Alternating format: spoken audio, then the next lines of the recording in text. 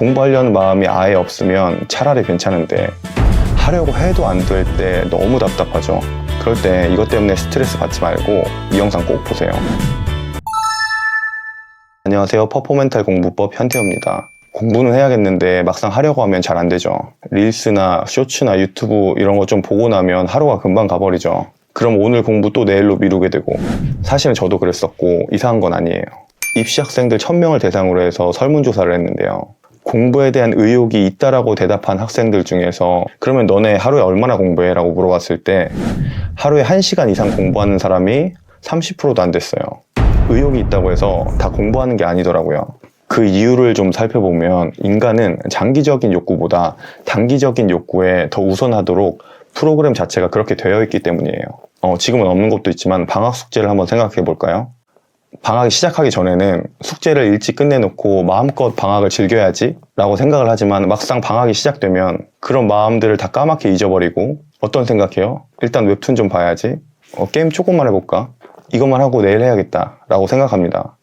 급기야 이게 어떻게 되냐면 매일매일 미루게 돼요. 그래서 결국에는 방학이 끝날 때쯤에 밀린 숙제를 하게 되는 거죠.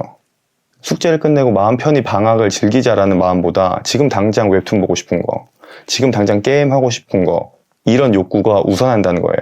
인간은 이런 과정이 더 자연스럽게 설계되어 있기 때문에 이런 욕구를 제어하기 위해서는 요령을 좀 알아야 돼요.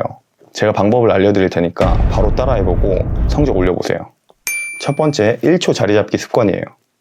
일단 1초만이라도 책을 펴고 책상에 앉는 걸 목표로 해보세요. 귀찮다고 생각했던 건데 막상 시작하면 열심히 하는 경우가 있어요.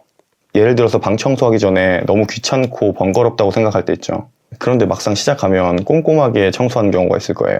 독일의 정신의학자 에밀 크레펄린이라는 사람이 의욕에 대한 메커니즘을 정리한 이론이 있어요. 우리 뇌에는 의욕을 담당하는 측좌액이라는 부분이 있는데 이 부분이 활동하기 시작해야 의욕이 솟구쳐서 공부나 아니면 어떤 활동들에 집중할 수 있게 된다는 거예요. 그런데 이 측좌액은 행동하지 않으면 아예 활동하지 않는다고 해요. 그렇기 때문에 일단 책상 앞에 앉아서 공부라는 행동을 시작해야 된다는 거예요. 근데 이거 우리가 머리로는 알아도 실제로 행동하기 어렵죠. 그건 은연중에 우리가 공부는 꽤 오랫동안 해야 되고 지루하다는 생각이 있어서 그래요. 이런 생각이 공부에 대한 의욕을 억누르는 요인으로 작용해서 자꾸 책상 앞에 앉는 걸 피하게 되는 겁니다. 그러니까 우리가 생각을 좀 전환해서 일단 1초만이라도 책상 앞에 앉아보자라는 생각을 해보세요. 1초만 앉아있다가 하기 싫다 라는 생각이 들면 그때 일어나자, 이런 마음으로 가볍게 시작해보세요. 막상 시작하면 내가 생각했던 것보다 공부가 더 잘 될 수 있을 거예요. 그리고 공부에 대한 경험이 없는 친구들은 그냥 공부를 시작하는 습관을 만들어보자 라는 생각으로 시작해보세요. 두 번째, 내가 책상 앞에 잘 앉았다면 4분만 잘 버텨보세요. 미국의 심리학자 레너드 주니는 4분의 법칙에서 첫 4분이 긍정적일 때 지속성과 효율성이 급격하게 상승한다는 법칙을 말했어요. 4분이 긍정적일 때 심리적으로 시작에 대한 두려움이나 거부감을 잘 극복할 수 있기 때문에 그렇다고 하는데요.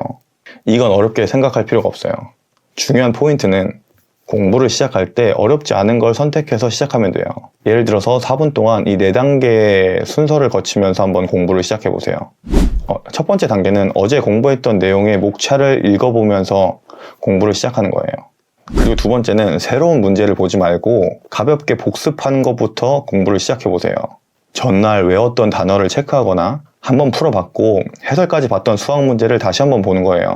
그리고 세 번째, 오늘 공부할 내용을 한번 살펴보는 거예요. 이것도 첫 번째 시작했을 때와 마찬가지로 오늘 공부할 내용의 목차들을 한번 읽어보는 것도 좋아요. 마지막으로 네 번째, 그 다음에 이제 오늘 하려고 했던 공부들을 본격적으로 시작하는 거예요. 이렇게 하다 보면 4분이 지나가 있을 거예요.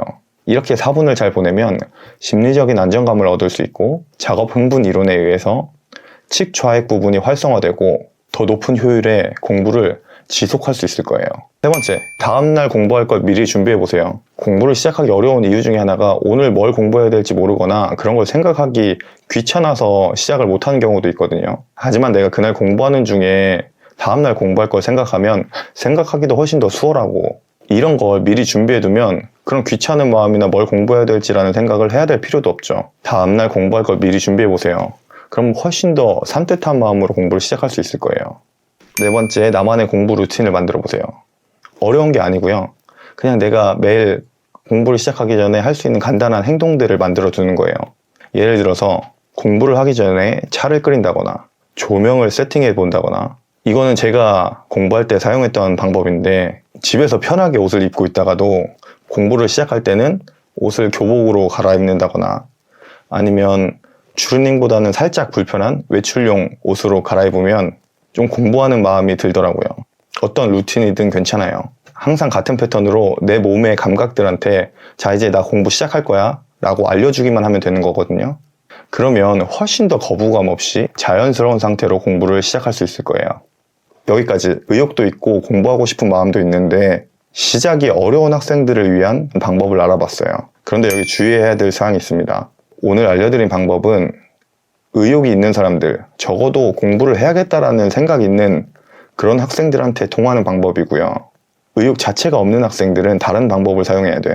의욕 자체가 없는 학생들을 위한 방법은 다음에 소개해 드릴게요. 여러분, 시간도 부족한데 제가 말씀드린 방법을 따로 정리하실 필요 없어요.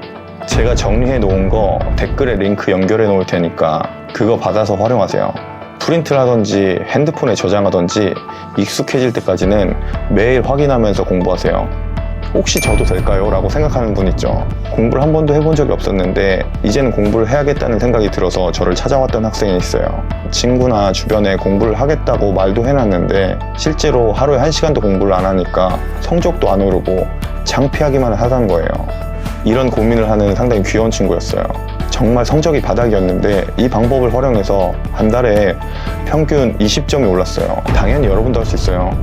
이런저런 생각하지 말고 그 시간에 그냥 바로 해보세요. 지금까지 퍼포멘탈 공부법 현태호였습니다. 다음에도 공부에 도움이 되는 좋은 방법들 알려드릴게요. 감사합니다.